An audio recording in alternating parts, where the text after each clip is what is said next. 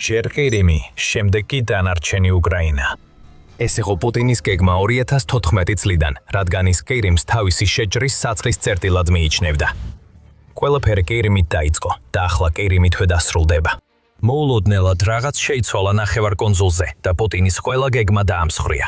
რუსეთის ძალაუფლების ბასტიონი უკრაინაში აღარ არსებობს. ნაბიჯ-ნაბიჯ ყირიმს უკრაინა ათავისუფლებს და ის მოულოდნელი ცვლილება, რასაც ახლა ვხედავთ, ნახევარკუნძულს უფრო დაუცველს ხდის ვიდრე ოდესმე. როცა პუტინმა დაიწყო თავისი შეჭრა, უკანონოდ ოკუპირებული ყირიმი რუსეთის გეგმის მნიშვნელოვან წერტილად იფრლებოდა. მიწოდება რუსეთის მატერიკიდან ნახევარკუნძულზე შეიძლებოდა განხორციელებულიყო ქერჩის ხიდის საშუალებით, რომლის ასაშენებლადაც რუსეთმა 3 მილიარდიდან 5 მილიარდ დოლარამდე დახარჯა. ეს მარაგების შემდეგ ყირიმიდან უკრაინაში იგზავნებოდა. გარდა ამისა, მთელი ის ტექნიკა, რომელიც პუტინმა ნახევარკუნძულზე განათავსა, შეიძლება გამოყენებულიყო უკრაინაზე შორიდან დასარტყმელად. ყველაფერი ასე მარტივი იყო. ყირიმი იქნებოდა საკვანძო წერტილი რუსეთის მთელი მიდგომისთვის აღმოსავლეთ უკრაინასთან მიმართებაში. მაგრამ ყველაზე კარგად დაგეგმილი გეგმებიც კი შეიძლება დაინგრეს, როცა მტერს სათანადოდ ვერ აფასებ და პუტინი ამას 2014 წლიდან აკეთებს. უკრაინა მიცოდა, როგორ აპირებდა პუტინი ყირიმის გამოყენებას, იმ წამიდანვე, როცა რუსეთმა ნახევარკუნძული დაიკავა.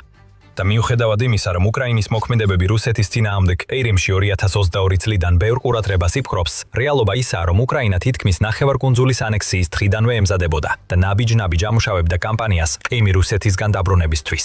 როგორც National Interest იუწყება, ჯერ კიდევ 2016 წელს უკრაინის დაზვერვა უფრო აგრესიულ ქმედებებს მოითხოვდა რუსეთის ოკუპაციის წინააღმდეგ. უკრაინა ამტკიცებდა, რომ აშშ-ში უნდა ჩარეულიყო და რუსეთი გაეძევებინა. აშშ-მ უარი თქვა. ეს იყო წითელი ხაზი, რომელსაც აშშ-შო არ გადაგვეცდა, რადგან ეშინოდა რუსეთის მხრიდან ესკალაციის. ამიტომ უკრაინამ საქმე საკუთარ ხელში აიღო. უკრაინის სამხედრო დაზვერვის ჯგუფმა, რომელსაც სავარაუდოდ ხელმძღვანელობდა კირილო ბუდანოვი, ადამიანი, რომელიც ახლა უკრაინის პრეზიდენტის ადმინისტრაციის ხელმძღვანელია, 2016 წლის აგვისტოში საიდუმლო რეიდი ჩაატარა ყირიმში. ოპერაცია 6-დან 8 აგვისტომდე გაგრძელდა და მასში მონაწილეობდა 5 სპეციალური დანიშნულების ოფიცერი, რომლებიც ყირიმის დასავლეთ სანაპიროზე გადავიდნენ, რათა ასაფეთქებელი ნივთიერებები და სხვა მასალები მიეტანათ სპეციალურად განსაზღვრულ ადგილზე, რუსეთის ობიექტებთან ახლოს, ნახევარკუნძულზე. ეს ობიექტები შერჩეული იყო იმიტომ, რომ უკრაინამ სწორად განსაზღვრა, რომ რუსეთი მათ შემდგომი შეჭრისას გამოიყენებდა. სამწუხაროდ უკრაინისთვის რეიდი წარმატებული არ აღმოჩნდა. ბუდანოვის ჯგუფის ერთ-ერთი წევრი აღმოაჩინეს და უკრაინას უკანდახევა მოუწია, თუმცა პირდაპირ შეტაკების შედეგად რამდენიმე რუსი სამხედრო დაიღუპა. უკრაინა გააკრიტიკეს როგორც აშშ-მა, ასევე რუსეთმა თავისი ქმედებების გამო. მაშინდელმა აშშ-ის ვიცე-პრეზიდენტმა ჯო ბაიდენმა გავრცელებული ინფორმაციით უკრაინას გააფრთხილა, რომ მსგავსი რამ აღარასოდეს უნდა განმეორებულიყო. რაც შეეხება პუტინს, რომელიც დარწმუნებული იყო, რომ რეიდმა უკრაინის სისუსტე გამოავლინა, მან განაცხადა, რომ რუსეთი ასეთ რამეს არ გაატარებდა. რაც პუტინმა ვერ გაიაზრა, იყო ის, რომ ამ რეიდით უკრაინამ მკაფიო გზავნილი გააგზავნა. უკრაინა ყირიმზე უარს არ ამბობდა. 2016 წლის აგვისტოს რეიდი შეიძლება წარუმატებელი იყო, მაგრამ მან საფუძველი ჩაუყარა მოვლენათა ჯაჭვს, რომელმაც პუტინის კონტროლი ყირიმზე შეასუსტა. მოულოდნელი ცვლილება, რომელიც ახლა ხდება, სწორედ იმ მოვლენათა ჯაჭვის შედეგია. ამ ცვლილების გავლენამ რუსეთზე პუტინი 2 საშინელი არჩევანის წინაშე დააყენა. დაკარგოს ყირიმი, ან წააგოს უკრაინის მატერიკზე შეჭრა. გადავიდეთ 2022 წლის თებერვალში. სრულმასშტაბიანი შეჭრა, რომლის მოსვლასაც უკრაინა ყოველთვის ელოდა, ოფიციალურად იწყება და პუტინს ისევ გონია, რომ ყირიმში ყველა ბერკეტი მის ხელშია. უდიდესი ამპარტავნებით პუტინს ეგონა, რომ რუსეთმა უკვე გადაიტანა უკრაინის ყველაზე ძლიერი დარტყმა ნახევარკუნძულზე 6 წლით ადრე. როდესაც რუსი ჯარისკაცები სამხრეთ და აღმოსავლეთ უკრაინაში ძარცველობდნენ, ყირიმი პრაქტიკულად ხელშეუხებელი იქნებოდა.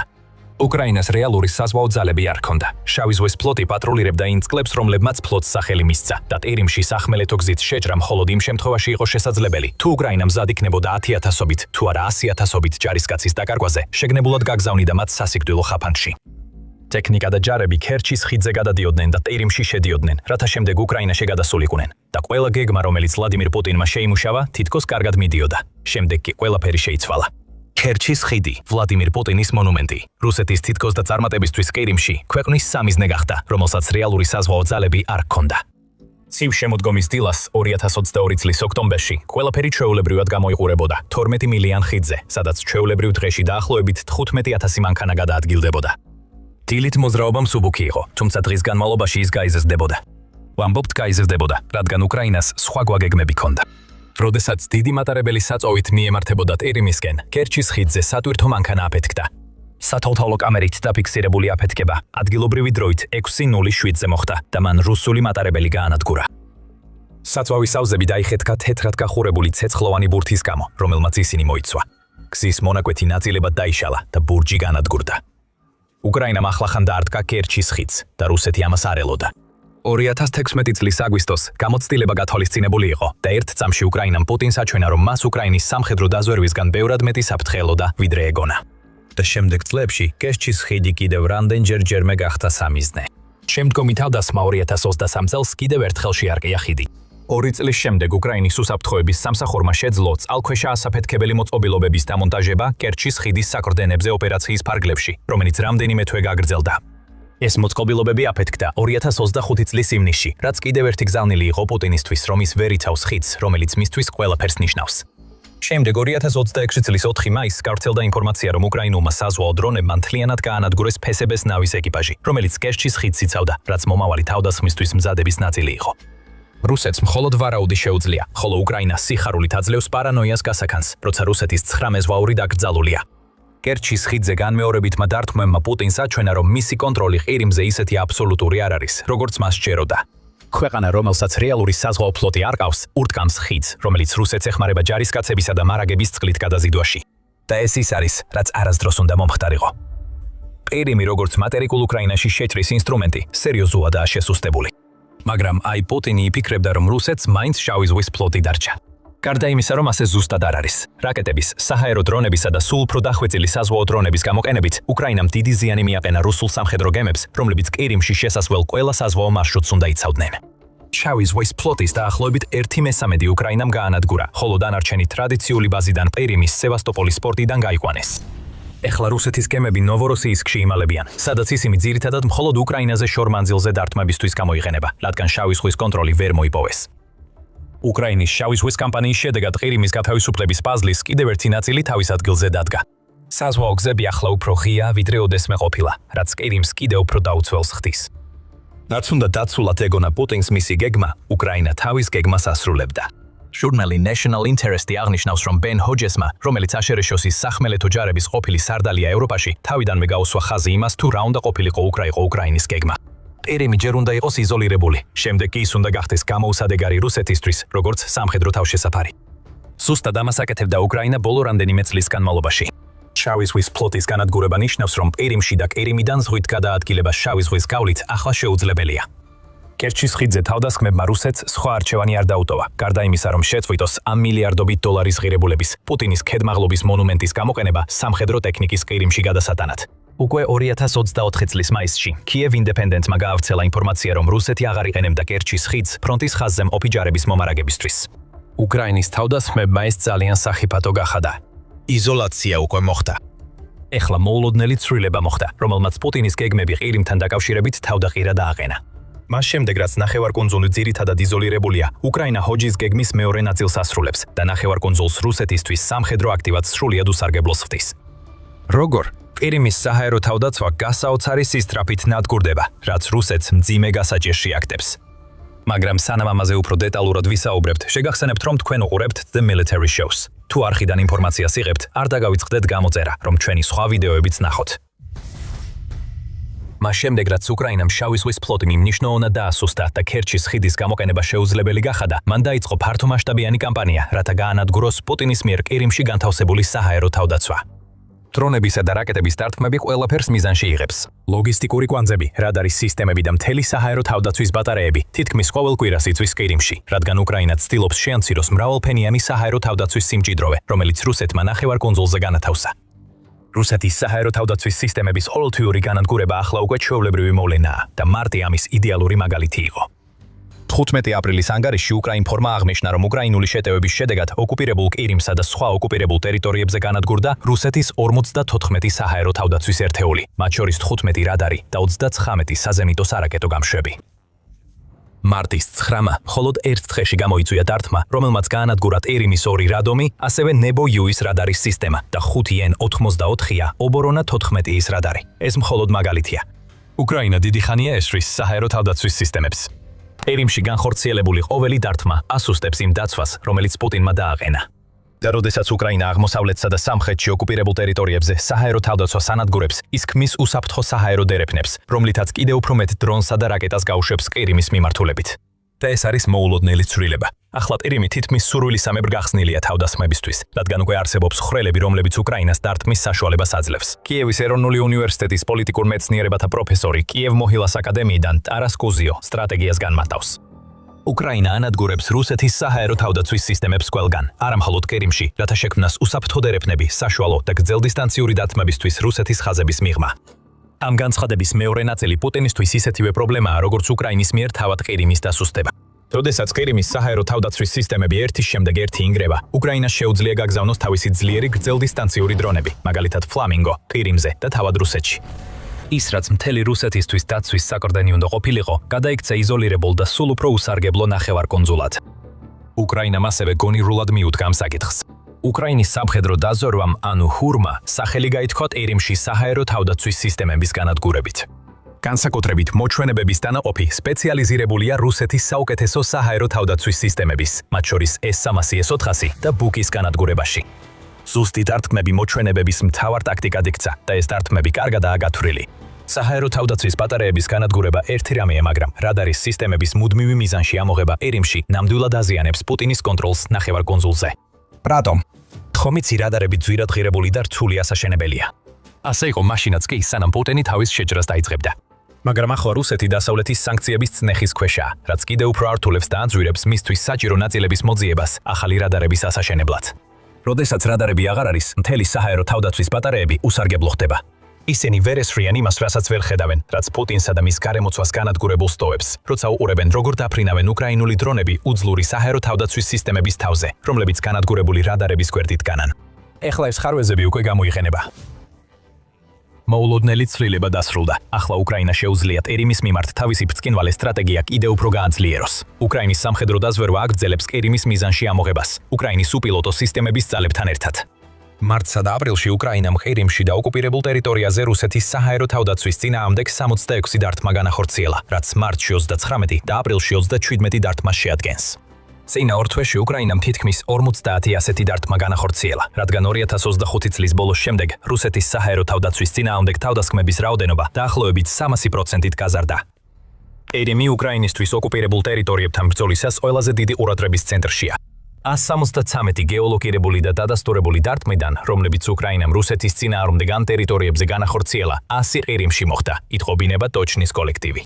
იგივე კოლექტივი ასევე აღნიშნავს, რომ უკრაინა 2025 წლის დასაწყისიდან ყირიმის საჰაერო თავდაცვის სისტემების დასტემების დებაზეა კონცენტრირებული და რომ მისი კამპანია კიდევ უფრო გააქტიურდა, როცა 2026 წლის შუა წერტილს უახლოვდებით.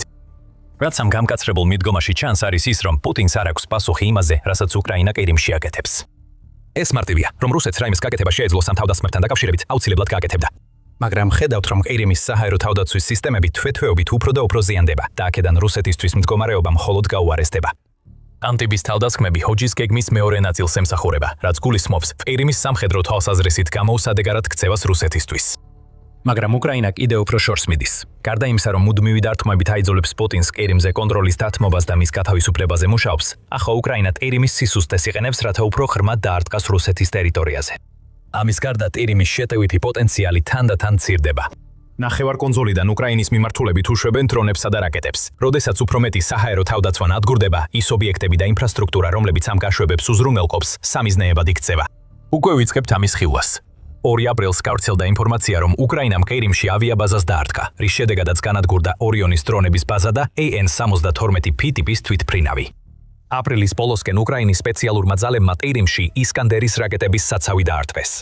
ეს ყველაფერი შეუძლებელი იქნებოდა, რომ არა რუსეთის საჰაერო თავდაცვის პოზიციის მოულოდნელი ცვლილება.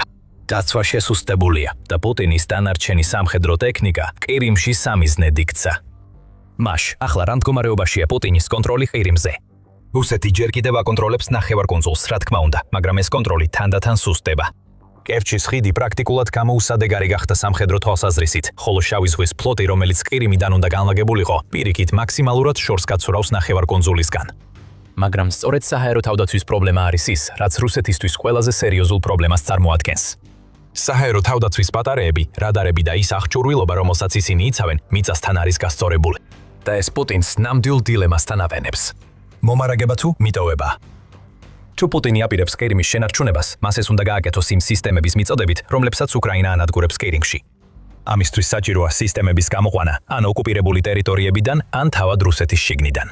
ეს სისტემები ფასეულია და როგორც უკრაინამ არაერთხელ დაამტკიცა, უკიდურესად მოწყვლადია. საჰაერო თავდაცვის რადარი, რომელიც დღეს ყირიმში იგზავნება, ხვალ უკრაინის სამიზნე ხდება. და საქმე ისაა, რომ რუსეთი არ აშენებს ახალ სისტემებს იმ დაკარგულების შესაცვლელად, რასაც ყირიმში კარგავს. რუსეთს უჭირს ააშენოს რაიმე ისეთი, რაც მაღალ ტექნოლოგიურ კომპონენტებს საჭიროებს. იქნება ეს რადარები თუ რაკეტები, რაც ნიშნავს, რომ ყირიმში გაგზავნილი ტექნიკის უმეტესობა მარაგებიდან არის ამოღებული. საბოლოოდ მარაგები ამოიცურება. და ყირიმი მაინც დაუცველი დარჩება უკრაინის დარტყმების წინააღმდეგ. მეორე ვარიანტი პუტინისთვის არის ყირიმის სრულად მიტოვება, სუმცირე იმ თვალსაზრისით, რომ ის სტრატეგიული ლოგისტიკური და შეიარაღების ბაზაა.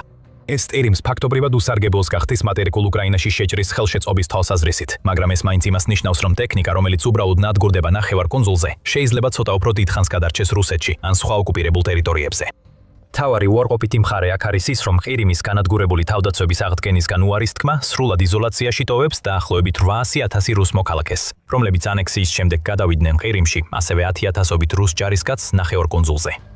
მათგან რომელიმე დარჩენას ისურვებს, როცა იცის, რომ უკრაინის დრონებსა და რაკეტებს შეუძლიათ ნებისმიერ დროს დაარტყან. არ აქვს მნიშვნელობა, პუტინი ყირიმს უზრუნველყოფს თუ მიატოვებს, ის მაინც ასუსტებს საკუთარ სამხედრო ძალის ხმევას. ის ანამზადებს ყირიმს საბოლოო გათავისუფლებისთვის, ან აზიანებს საკუთარ ძალებს სხვაგან, რათა გააგრძელოს იმ ტერიტორიის დაცვა, რომელსაც უკრაინა მაინც დაარტყამს. უდიდესი ირონია ახლა პირდაპირ სახეში ურტყამს პუტინს. ყირიმი, სადაც უკრაინის წინააღმდეგ ომი რეალურად დაიწყო, ახლა იმ ადგილად გამოიყურება, სადაც ის დასრულდება. და საინტერესოა, რომ არის ერთი ადამიანი, რომელმაც ეს ყველაფერი წინასწარ დაინახა.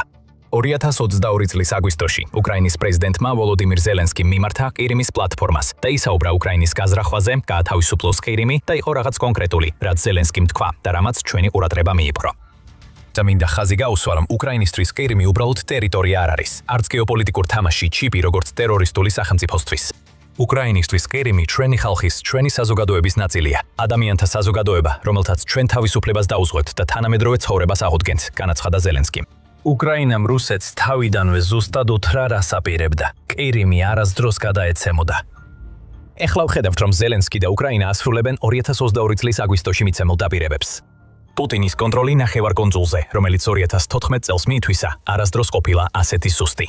და იმ მოულოდნელი ცვლილებით, რომელმაც უკრაინას ყირიმის საჰაერო თავდაცვის განადგურების საშუალება მისცა, მხოლოდ დროის საკითხია, როდის იქცევა ტერიტორია, რომელიც პუტინის მთავარი კოზირი უნდა ყოფილიყო, იმ ადგილად, სადაც რუსეთი საბოლოოდ წააგებს ომს უკრაინასთან.